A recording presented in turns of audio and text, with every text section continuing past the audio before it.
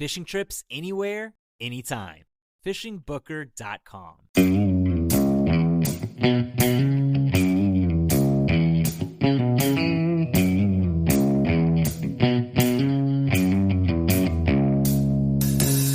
All right, welcome back to the Survival and Basic Badass podcast with Sara and Chuck.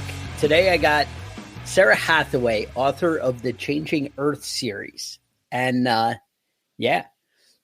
so we actually met at prepper camp and last year and got to experience a little bit of Hurricane Helene there together. And it was a bit of a handful. Well, first, let's tell us about the books quick first. I know I kind of said no, okay, but let's see what we got.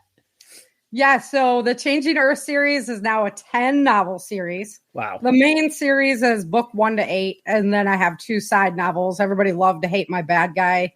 That book is actually, Swenson is actually free right now, I think, over on Amazon.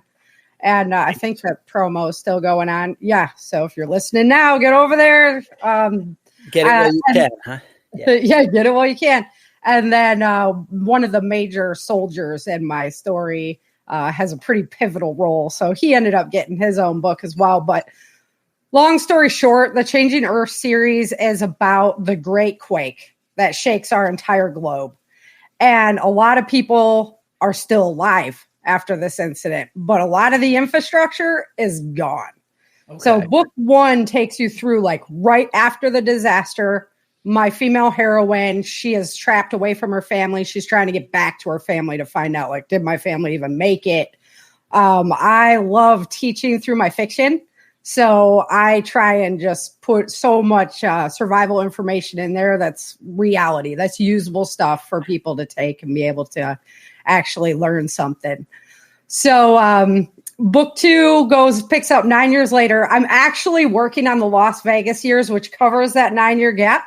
That I probably should have ready by prepper camp. It's all up to the editing process now, but that one should be ready by prepper camp this year. But then 9 years later, it's what did the government do? How did we handle this situation of we have all these people, chaos on the streets. Some people lost their homes. Some people didn't. Now you have everybody, fighting for scraps and everything. So they basically rounded up the climate refugees and put them into FEMA camps. And then I went, okay, well, we have a ready labor supply here. Our oil supply has been destroyed, but we've got plenty of people just standing around. So they start this adoption program where these families are literally like adopted out to people who have factories or farms, things like that, people who need labor, right?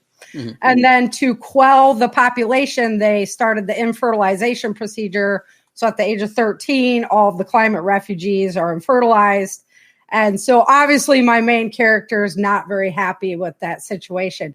So she really becomes a Spartacus figure of like, we're going to go back to the Constitution. We're going to lead people back to freedom, back to the Constitution that made us all equal. And obviously the new government structure is not very happy with that activity. So that's where my main bad guy comes in, TJ Swenson. He's a bounty hunter. And they want the narrative. They don't want to make her a martyr. They want the narrative controlled.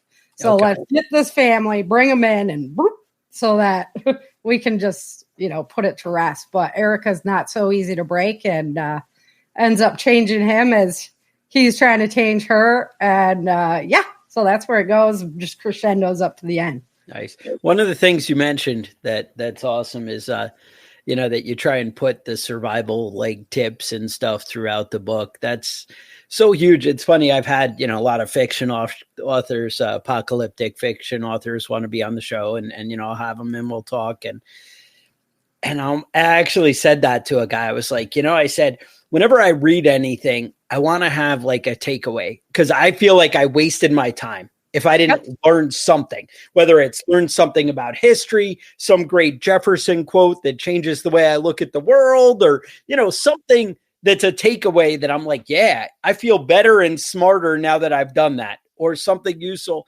And the guy's like, no, that's ridiculous. He's like, it's all about a good story. And why would you slow it down? If it doesn't fit the story, I don't bother. And I'm like, dude, you're wasting my time. Like I even I even approached the podcast. Yeah, with that. I'm like, if they don't have real takeaways that today I learned something I didn't know yesterday, then it was just a waste of time. And who's going to give me their time? Time's valuable. And yeah. You better be useful. Well, that's my podcast, the Changing Earth podcast. My original podcast I've been doing since like 2016. I take a chapter of the book. We go through it chapter by chapter, and we take the survival lesson out of that chapter and expound upon it. So, shelter building, how to butcher, herbal healing, leadership skills, communication skills, all kinds of stuff. We go through it piece by piece. So, I try to just load people up. I mean, it's not like overwhelming or anything. Right. Like, oh, this is boring now because we're getting a lesson. It's just, she's climbing up the mountain. Her horse got shot. Are you going to leave all that meat there? I mean, I know I don't want to eat a horse either. I get it. They're like, no, I love it. I love that horse. I can't. Yeah, right. But also you're starving. Yeah. And the people around you are starving. And you have a whole pile of meat sitting there. You're not going to do something with it. But do you know what to do with it? Because if you do it wrong, you can contaminate that whole product. Yes. And hurt everybody. So, it's really important to know those skills. You can't just, when the apocalypse happens, I'm going to the woods. I'm going to get me a deer. Yeah. Well, okay. So you got to do yourself a deer. And now you ate tonight. Do you know how to preserve it? Yeah. Or are you just going to let it sit there and rot? Or what are you going to do? Yeah. So. No, there's that movie End of the Wild where he bags that moose or whatever at the end. I don't know, whatever. It's a story. Guy goes hunting out in Alaska, or he goes to live in Alaska on his own, and he's like starving to death. And he ends up getting a moose or whatever. And it's just, he's trying to preserve it, and the flies are coming in and everything. And he's just desperate and just like, I know I'm, ruining it. And it just, it just ends bad. It's tragic. There's another one of the, I like Lights Out, or one of those EMP ones, the one I think by one of the more mainstream books. Forcing. Yeah, I think so. Yeah. They talk about his dog. He's like, he gives it to his neighbors. Right? Yeah. He's right. Like, Cause you can't. Dog, but it'll be maybe okay with the trade. Right. And that's it. They're kind of like, how do we, how do you, you don't want to waste. Everyone's desperate, and they exactly. You can't, throughout the Bible, people get desperate where they're like eating each other's kids and stuff. And you're like, there's like story after story. And here you're like, but the dog, I'm not there yet. No, I know. We're definitely not there yet. That's where you keep the can of cat food or dog food. Because you don't ever want to eat that. So if you're down to that, that's your line, right? Yeah, like you've put it off as long as possible ever. So nice. yeah, nice. And then so the series, how does it keep going? Like, where do we end up? Well, I don't want to give away spoilers, but so it's just the starter, and we get there, and then the Earth is the constant antagonist. So the earthquake is not just done, you know. So we start seeing more eruptions, and then we have no more sunshine. And at the whole time, society is still scrambling to try and produce a normalcy. We're all the normalcy bias. So we're all trying to we're just going to set it up and live like this now. And then the warring factions are still going because you're fighting over resources and everything. So no spoilers allowed, but all right, fair enough. There we go. Now the other thing though, one of the things that made your book stand out and make it kind of awesome is you guys do it as like audio theater, like the drama. And that's so awesome. Like whenever I always am like desperate to find something that's like, entertaining like that, where it's different people and characters and and it comes to life. I'm a big audiobook fan over reading things. I'm always so disappointed when I have to read a physical book. Like there's one like Molan Mabe and some of these old school ones that the original like prepper fiction and apocalyptic fiction guys did that I'm like, I have to just bear through it and whatever. And read a book because nobody, did, when they're from Boston Tea Party and whatnot, and I'm like, all right, I gotta, but yeah, no. So you have that audio theater, and that's awesome. Yeah, so I was kind of disappointed, like in the audio books. It's like, oh boy, we just get to like sit here and read it when it's on, Amazon or whatever. Yeah. And I have this huge huge podcasting network and now you're included in, for all your listeners, that you're actually doing characters as well. So thank you. Exciting. Yeah. And it's turning out cool. I'm putting that together right now. But I was really disappointed. Like, we just get to read it, that's kind of lame. And I have this huge podcasting network. I write scripts and whatnot. I'm actually packaging the whole thing, the whole series for Hollywood right now. And I'm just a really impatient person. So I understand it's a marathon and not a sprint. It's going to take time to actually get there and get it done. Yeah. But I'm not patient. And so I was like, I can make the audio drama easily. I can do this, So I started out with this book twice, right? I mean, it's serious amount of work. So I have to write scripts for every single episode.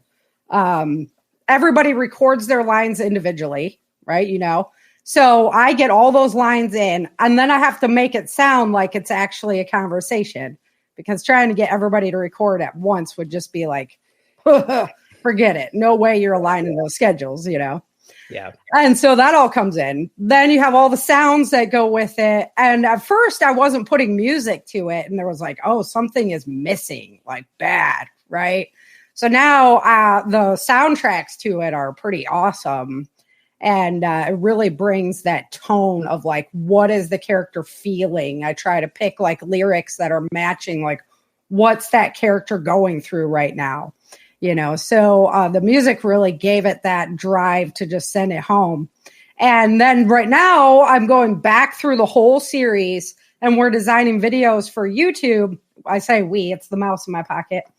So you get to see a couple scenes from the show, and, so you have something to watch at the same time. So that's pretty neat. It's a lot of fun.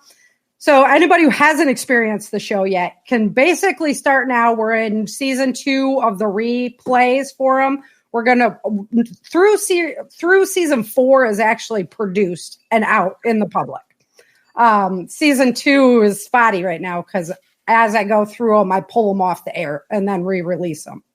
And then season 5 will probably begin airing for the public at Christmas time. I think I'll be through all of the replays by then, but I'm almost done with, I release it in 4 episode blocks.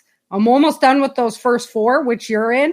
And so that'll be for us subscribers only to either PBN or Changing Earth series. Mm-hmm. And it'll be all pre-release material till it officially comes out in December-ish. So yeah, it's a fun project. It's so much fun. Yeah. It's 2 hours of editing for every minute you hear. Oh, wow. Yeah, no, that's crazy. Yeah. I don't know. It just sounds like a lot of work. That's it. People are always like, oh, write a book. I'm like, yeah, that sounds like fun. But I mean, definitely AI is starting to make that world a little bit easier to get an assistant, we'll say. From the research aspect of it. Yeah. Before, I'd have to pull topo maps. And they're in Las Vegas, and my second book is where the refugee camp is in Las Vegas. And people are like, have you lived in Las Vegas? I'm like, no, man. I just studied the topo maps and how would this lay out? What areas would they be able to use? That kind of thing. Now, AI is making it a little bit easier. You can just be like, okay, they're in Vegas. What would be the best site? They're going on a hike or, escaping somewhere for the day. What's the closest location? That's pretty cool. I mean, because I feel like to have that connection with your audience and the details in the past, you had to at least go on vacation to this place or scope it out and, to really know and to be able to bring that in and even have real data on, this is a club people are going to, this is a coffee shop that, would be the go-to instead of they went to Starbucks, that's not, it's probably not what the locals are maybe doing, but I guess everybody's going there now. I don't know how the world works, but I try not to leave my house. Yeah.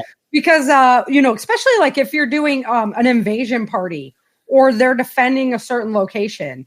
Well, you've got to know what highways are they walking down? What is the structure of that? Where's a zoo or a major place where they would be held up, that kind of thing.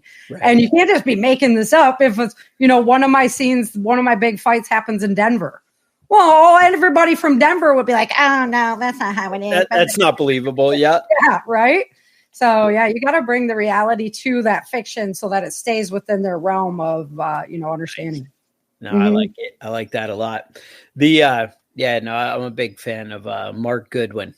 All his books, they're kind of like religious heavy. He has Days of Noah. I don't know, some other like that. That was like one of his first ones. And I don't know. It's very biblical based and into that theme, but he really like catches a good bit of the community and kind of, the small towns, and people are like, oh, what? There's a book in that town. That's my town. I want to check it out.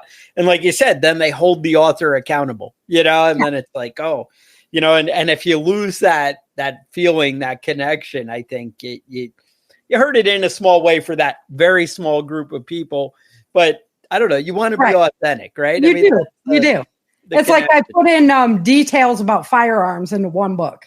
Mm-hmm. And The Walls of Freedom. It's one of my favorite ones I wrote. But I put what guns are they actually shooting and stuff? You cannot believe what you hear back. Oh, yeah. 9/11 wouldn't, blah, blah, blah, blah, blah, and it wouldn't do that. And they don't take the same ammo. And I'm like, okay, in the future, they're shooting a rifle. Yeah, a rifle. I don't know what rifle. It might be black. But, yeah. Whatever you're envisioning, that's what they have in their hand. Exactly. Way to go. And it works just the way you think. Yep. Yeah, no, that's smart. It's funny. There's I guess one of the popular TV shows now is that Tracker. And like the first 3 or 4 episodes, you watch them hold a gun and shoot. And I'm like, oh my God, that's so bad. And then, but now like, I don't know what season, maybe 2 or 3 or wherever the heck they are. It's like night and day difference watching them like hold a gun and whatever. And I'm like, oh, like now it's kind of believable for me that he might actually hit something and, whatever. Well, that's how it goes as seasons progress. That's really why I had to go back and like repolish my audio drama, because the difference between when I started and when I'm at season 5 and what now, right? Crazy. So I wanted to make sure that people listening to season 1 were having the same experience when they were listening to season 5, So more time in, but in the long run, it's worth it. And I love when it connects. Yeah, all day. Yeah. So we met at Prepper Camp this year. Tell me about that. Woo! Prepper Camp this year. Okay, so last year, I guess, every single roof that I own was ripped off. Yeah, my house in Texas, right?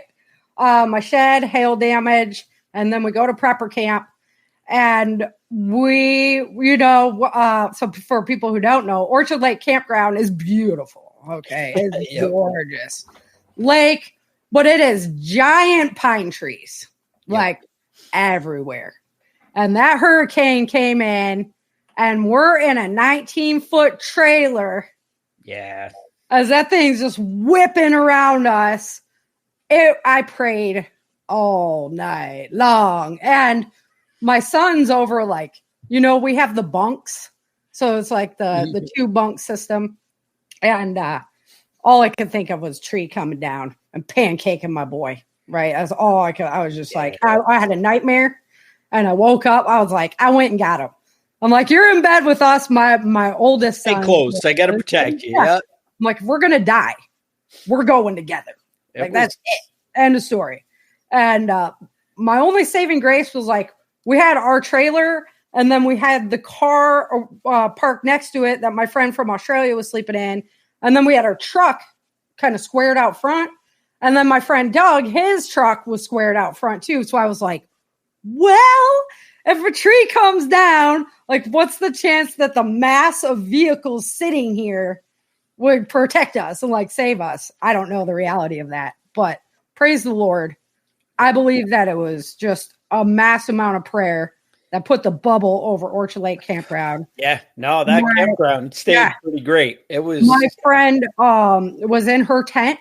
She got a tap on the shoulder from her guardian angel at about 3:00 in the morning. And she decided, no, I got to leave this spot. Okay. Only 2 trees came down on that whole property, and one came down right where her tent was. Wow. And she was that's awesome that she. Yeah. That was like, crazy. hey. And move to your vehicle, right? So praise the Lord. Everybody was safe. Yeah. You wouldn't even know the amount of chaos that was like all around us going on. That's it. Yeah. It was like, the power's out, but they're still running water. Good. We were good. Yeah. You know, and then my friend hooked me up to the Skylink or whatever. Yep. I always get the name wrong. And my phone just blows up from my mom. Yeah. Like, everybody. oh my God, are you okay? Are you okay? And you couldn't get through. Just so everybody knows, you couldn't get through on anything without that Skylink. Anywhere in Helene, yeah. No texting, no calling, everything was shut. So that is a good reason to have that. And my mom was very thankful that I could get a hold of her, Yeah. So my husband and I were just talking about it this morning, actually. Then even once everything kind of calmed down, the meat bees came out. The bees were insane because they were all flooded out of their homes and everything. It was like the next plague on top of the plague, Yep. Like it was a nightmare in and of itself. I try to teach my self-defense class. People are getting stung and everything. I'm just like, yeah, this is crazy. It was brutal. So long story short, all the rippling and a branch came down on top of the trailer. So the trailer also had to receive a new roof. Oh man. Yeah.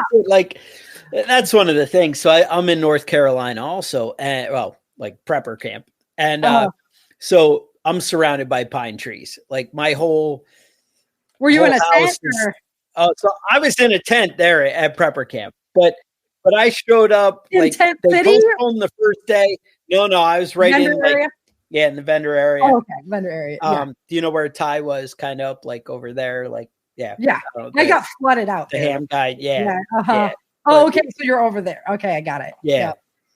But we were good. I got like a good spot early in because I showed up pretty early, like Friday afternoon. I guess like we were supposed to get there Thursday maybe, and like at the last minute, it's like so you had to leave early. Rick's gonna be like, you get there on Thursday. You're set up for Friday. Yeah, that's crazy. Yeah. So I left. I live 4 hours away about, and so I left like Friday morning, and so like I'm still driving through rain and crazy, but not the crazy that was Thursday. Yeah, that was, and that's it. Like except everything. So you came in after the storm. Yeah, technically yes. Wow, and you made it in, and barely. Yeah. Well, but then like that was thing. I'm coming in and. Where gas ran out was like, there's no power like 100 miles away, and you're like, oh, but there'll be power in the next town or the next town. No, it was it. No. You just hit that line and that was it. And it was like all at once, like everything's good. And then now it's not. No, it's not. It's so true. Yeah. And we're like, well, there's got to be something somewhere. And I'm like rolling in on like fumes and stuff. And no, don't even say it aloud. One of the rules of prepper camp, you better never have an empty tank. That's like the worst hazing ever. Oh, you come in on the empty tank, man, you're done. And one of the guys there was like, I got you. I got it. Don't worry about it. Like, don't worry about it. I got my auxiliary tank. Yeah.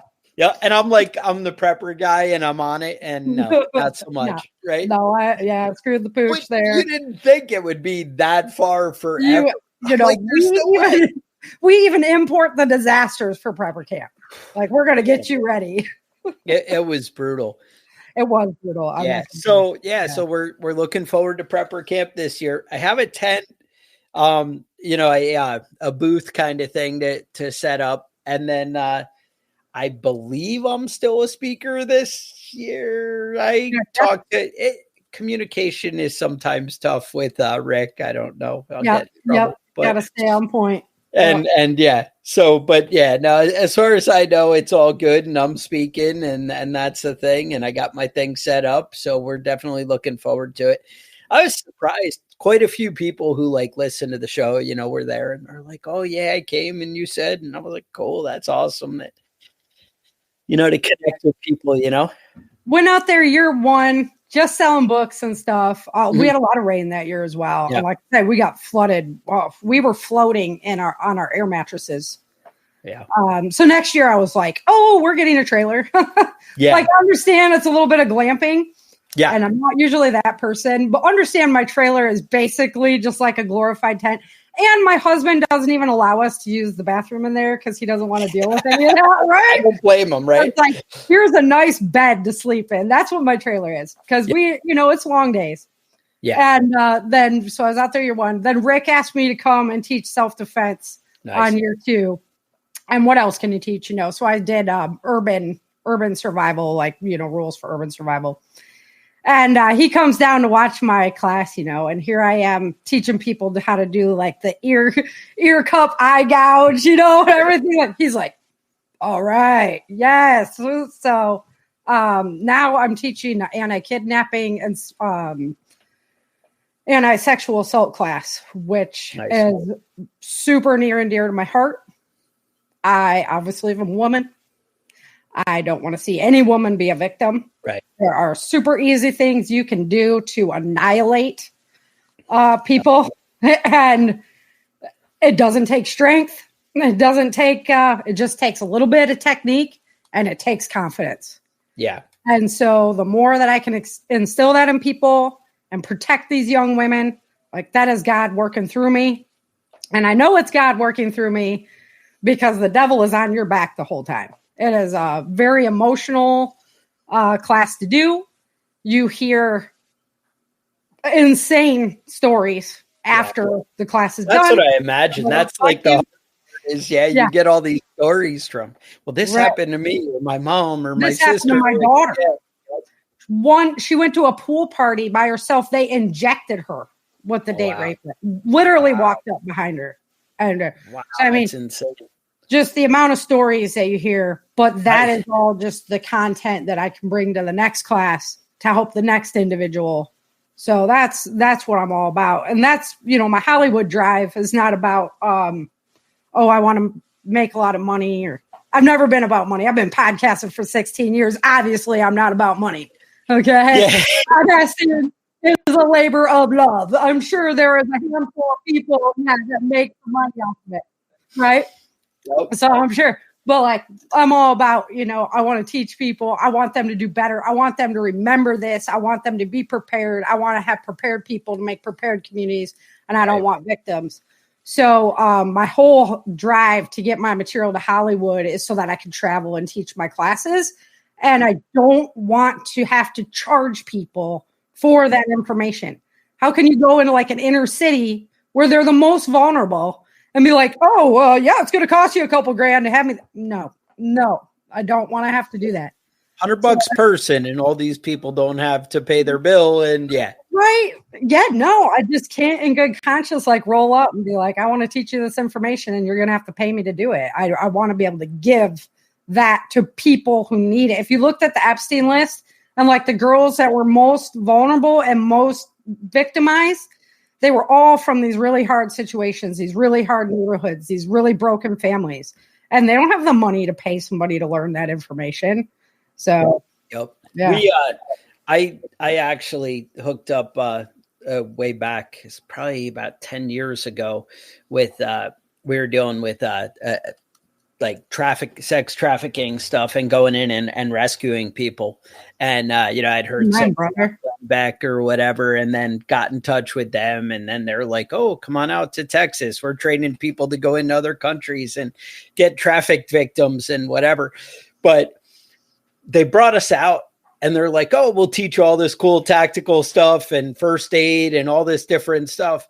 But then it was a million. They had, I think, 5 different girls that had been trafficked.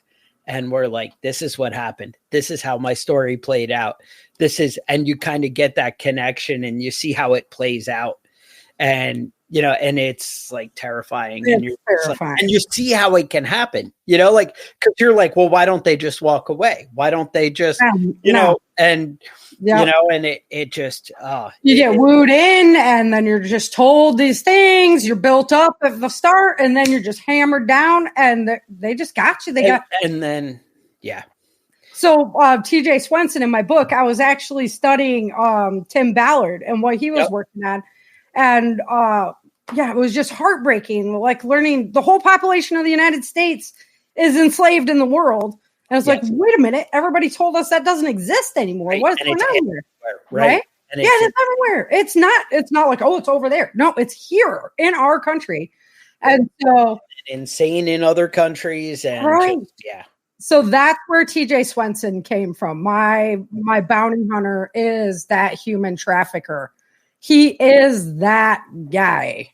And he's hard. And he's hard for some people to take, right? Yes. Like, he is a turnoff to a lot of people, and I get it. But he lets you know we live in this world where we have this sense of security. And the minute the rules go down, the minute our sheepdogs stand back and let things happen, is the minute these guys get power. Yeah. And that's a scary day. I'm a tough gal. Mm-mm. Yeah, you're done. Not going for that, huh? Yeah. I mean, no. So that's why he came around, and why I always kind of, and then his story, I did his origin story. And he was actually human trafficked as a kid. To be brought into this world. Oh, it's weird. And you see that connection play out, and you're like, how? You knew how horrible, and they... Yeah, but that became his world. But that's, and that's, kids who have the abusive dad and then are abusive later. And it's just like, how? How does the cycle continue? Yeah. It's amazing. And so, maybe a little spoiler, his friend kind of smacks him around, and maybe he wakes up one day, but we'll see. Maybe but, not. That's his story, and that's why he came about. So anybody who's like, oh my gosh, this guy, I don't know, he's too evil. Nope. Yep. He's not. He's not. He's a psychological manipulator. Like, he doesn't want to kill you. He wants to own you. Yeah. Yeah. It don't matter if you're a guy or a girl. He wants to own you and become your god.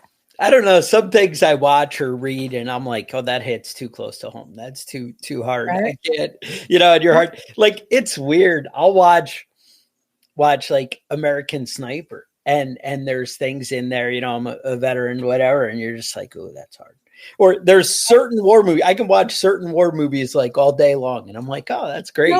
Like violence and stuff. I'm like, oh yeah, whatever. And then there's some like deeper undertones, like just one sentence from a guy or something. And I'm like, oh, that's messed.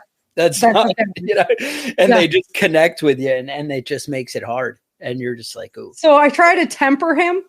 I try to keep him. He's never mean to children, right? Like, I can't get there, huh? No. So like, he always protects kids, and so it leaves you kind of going, this guy, like, he just wants order. He just wants to instill an order to this chaos that's going on. That's really his mission. But that's the only way he knows how to do it. It's like, look, you just listen to me, and I'll control it all. Yeah. And we'll be good. Like, what's the problem here? Yeah. So, yeah. So if he's a little abrasive, everybody hang on, because, you need a little dose of it now and again. That's it. So what I'm hearing, though, is everybody needs to sign up and get tickets to go to Prepper Camp.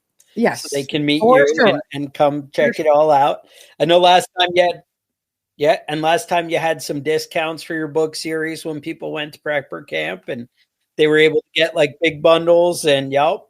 So I got my bags, water bottles, all the goodies are out there. Swag, right? That's awesome.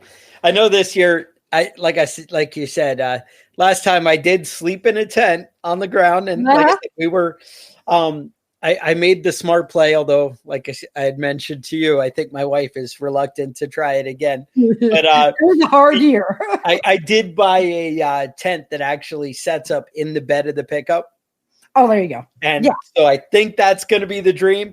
I actually haven't even set it up yet because I'm like, I got to get to it. And I keep like going back. Make sure the air mattress like stays inflated. It's got it all. It's just, we got, I'm so ready. So we just got to pull it off. So definitely it's going to be good this year. And that's the thing, like prepper camp's awesome because you have ham radio, you have the self-defense classes. I do an EMP class. All the different things. There's rifle classes. There's like the entry classes. Obviously there's no shooting there, but everything you want to know about how to move and whatnot. All the herbal classes, like the silver, the mushrooms, all the not magic mushrooms or anything. Oh, like not that. No, it's not the hippie. No. They're the beekeeping and the blacksmithing. Yeah. My little son, he's 13 now. He's been going we've been going for 5 years now straight. Nice. And he's like in all the classes. He's soaking up all the info. You'd think this kid would be bored out of his mind. Now there's the pond, there's fun. And that's the thing is there's great people there too. It's like, there's so many, like, even if you just hang out talking from booth to booth, the different people, there's so many people and they're so knowledgeable. And if they're there, it's because they're people who love to share their knowledge and are excited about it and passionate about, sharing this. And stuff. Even the crowd, you learn so much just from the crowd that's there. Let's say people who are committed like that they're going to prepper camp. There's somebody who's all in, And we've got the new ones too. We've got like these young kids showing up, and I seen like these yuppies, like with their pearl necklaces, everything, all with their purses, everything. I was like, all right, get in on it, man. Everybody has insurance, right? You wouldn't have a house without insuring it, right? There you go. That's you got a spare tire in your trunk, don't you? Everybody's a prepper in some way. Just how ready do you want to be? Unless you don't bring in extra gas to prepper camp. That's the. Well, I won't tell anyone if you don't. It's like, save me here. It's a little awkward. I was saying, like, I was ecstatic that I only had to wait 2.5 or 3 hours in line for gas. When I got to like in Ingalls, and the whole time you're like, it's going to run out. It's going to run out before I get there. And we literally, cause we had the trailer. Yeah. Oh yes. It really is. We were scouting it with the van. Luckily a couple of my friends went out before us and like gave us the route, but we couldn't get the trailer around that first. There was this big old thing of branches coming out. So we're trying to get the guys to get their chainsaws there. I'm doing this or that or whatever. We went up with handsaws. Yeah. Literally cut our way through that stuff so we could get, there's crazy. 80 other trailers trying to come out behind us. If one of us gets stuck, we're all screwed. Right.